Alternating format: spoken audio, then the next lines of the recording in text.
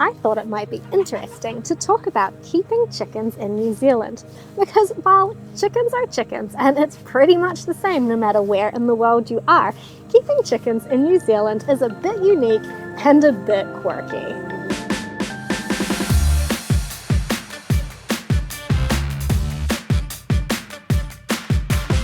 The first thing to understand about New Zealand and about New Zealanders is that the majority of the country is essentially rural. So we have a couple of cities, and I'll talk about them in a moment, but most of the population lives quite dispersed around the country, and most of the urban population centres really just exist to service the agricultural or the primary industries economy around them. So it's a lot of towns, small towns, big towns, where people do live, but there's lots and lots of open space around them. If you drive through New Zealand, most of the time you're going to be driving through orchards, dairy farms, just wide open agricultural spaces, forestry. So that is the driver of our economy. Pretty much we make food, forestry, mining, and tourism. And so we kind of preserve nature for tourism, and we make a whole bunch of food to sell to the world. So our culture is very rural. The way we think about things is how rural people would think about things. We are sort of, not generally speaking, city people. And from that perspective, most people have had exposure to chickens throughout their lives. They're very, very common. Heaps of people have chickens. It's just what you do. You have a flock of chickens in your backyard, and we don't generally think of chickens as pets. To illustrate what I mean about most of the country being rural, I'd like to tell you about the population distribution. So New Zealand has about 5.5 million people. Not that many people for a relatively big country for that many people. It's a small country, but doesn't have a lot of people. So our only real city, which is Auckland, it is in the North Island, has 1.7 million people living in it. That's 33% of the population. About 1/3 of the population lives in Auckland. Our next biggest city is Christchurch, and I would say that's our only other real city.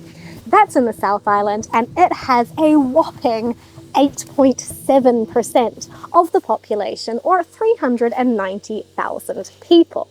So pretty much the way the country works is you either live in Auckland and you are a city person, or you do not live in Auckland and you are essentially a rural person. There isn't really a middle ground there. People who live in Auckland are Aucklanders who do Aucklandy things, and the rest of the country just gets on and does our daily work, which is essentially working in some capacity to support our export economy of primary industries.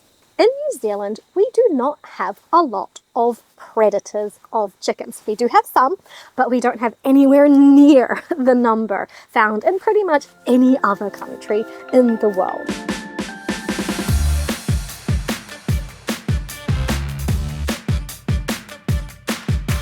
So when we're talking chickens and what is going to come and eat your chickens, we're really just talking about dogs and feral cats. Generally speaking, domestic cats that actually live with a family don't really present much threat to chickens. So dogs, feral cats, stoats, ferrets, and weasels, and they're pretty nasty critters, and hawks. That's it.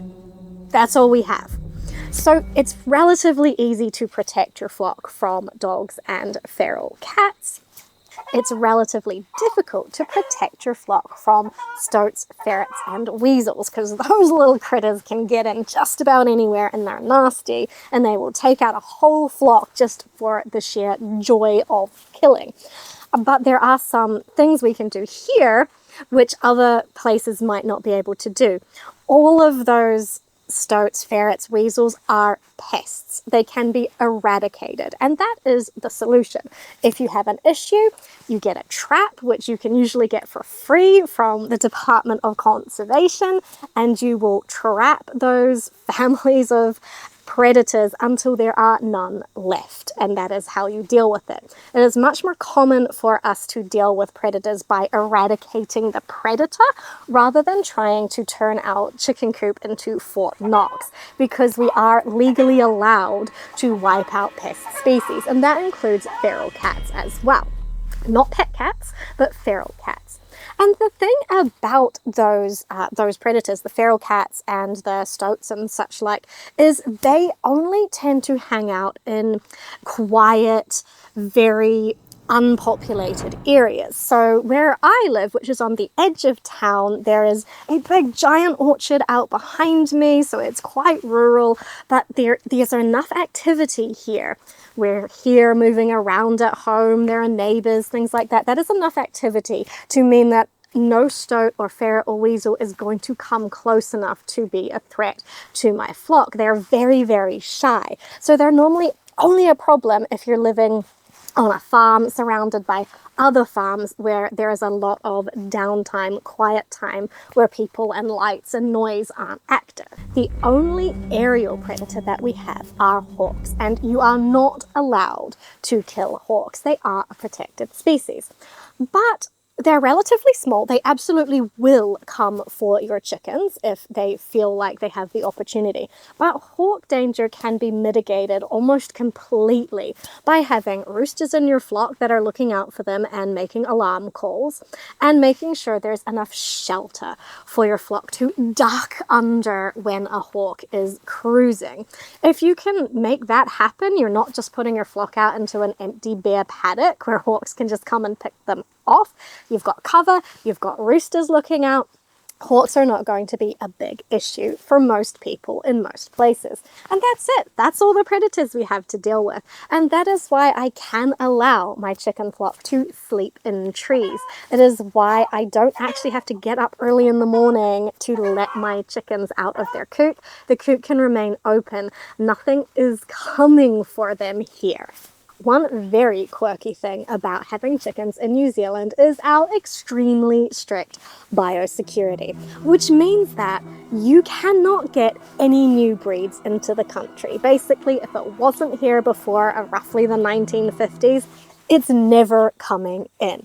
It is ridiculously expensive and bureaucratic to try and import any living animal, and I don't imagine anyone is doing that just to import a heritage breed that we don't happen to have here already.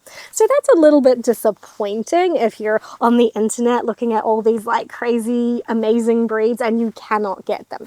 We have quite a few, but they're mostly English breeds or the American breeds like Barred Rocks and things like that. We have a lot of the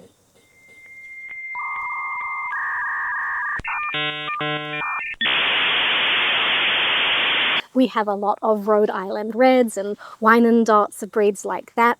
But yeah, that's it. That's all we got. What we have, we've got to live with. And we've been a bit creative with what we have. There is actually a situation where a local breeder, actually the same breeder that I got my Barred Rocks from, he sort of reverse engineered, he recreated the Cochin breed, because Cochins were used in the development of a lot of the breeds that we have from back in the late 1800s.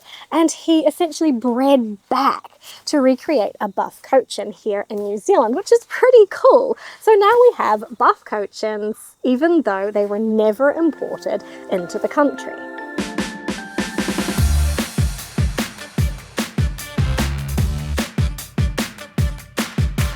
And sort of related to the limit to the breeds you can get here is the fact that we do not have a hatchery system like they have in some other countries. Basically, if you want to get chickens for your backyard, you have two choices. You can get them from a local breeder, or you can get them from anywhere in the country, but you've got to get them somehow. So pretty much get them from a local breeder, someone who is already breeding or keeping chickens, or to get the commercial laying hens from one of two hatcheries that we have in the country, or essentially you can get them also from a middleman who has got them from the hatchery raised them until they are point of lay, and then you can buy them. But you can only buy them from a hatchery if you want the commercial hybrid laying hens. Here we call them Highline Browns or brown shavers. That is it. There are no hatcheries like in the United States where you can sort of pick whichever breeds you want and they arrive in the mail. You cannot send chicks in the mail here. If you're getting them from a hatchery, they are flown on an aeroplane where you must collect them from the airport, which is why there are some people that do that, collect them, raise them, and then sell them to people locally. Or you go to the breeder and pick your chickens up yourself. That's it. Those are your choices. So it's a bit limited, but it means you have to be creative, and it does help in fostering relationships between the people who are keen on keeping chickens. I have made some good friends by selling chickens to other people and sort of keeping in touch. They might come and buy more from me. They might call me to ask me questions. So it's a good way to sort of get to know people in the community that share your interests. Some of my viewers might wonder why I don't have any videos about like winter proofing, preparing for winter for my chicken coop and my flock. Well, that's because New Zealand is a very, very temperate place. It doesn't get that hot. It doesn't get that cold, and where I happen to live, it definitely doesn't get that hot and definitely doesn't get that cold. So basically, if you go north in the country, it gets hotter. If you go south in the country, it gets colder.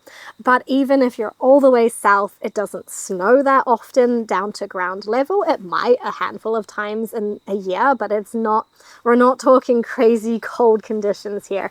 And if you're in the far north, it does get quite hot and humid, but not at levels that you would start to become concerned for your chicken flock. So I can't really show you how to do that because I don't need to do it. I don't have experience with it. And that makes it relatively easy. My flock, again, can sleep in the tree that they so love all year round because it's just not going to get hot enough for it to be a problem for them. And I don't have to worry about having breeds with large combs, things like that. They're not going to get frostbite. It is absolutely not going to happen. If anything, it gets more concerningly hot here than it does concerningly cold. So the final little tidbit of information about New Zealand chicken keeping is that we generally call chickens chooks. Australians also do this, but because we have like a rivalry about who said what first, I'll just say that New Zealanders called chickens chooks first, because why not? I have no idea why we do this, but it might have something to do with the way we call chickens. Pretty much everyone will call their chickens by saying, here, chook, chook, chook, chook, chook. I think it's copying how roosters or mother hens make a similar sound to call their babies or their flock to them. I don't really know. That's my best guess. But it is pretty interesting. It's pretty universal around the whole country. That is what people call chickens and how they call the chickens to come in at food time or night time. So I would love to know, how do people call chickens where you come from?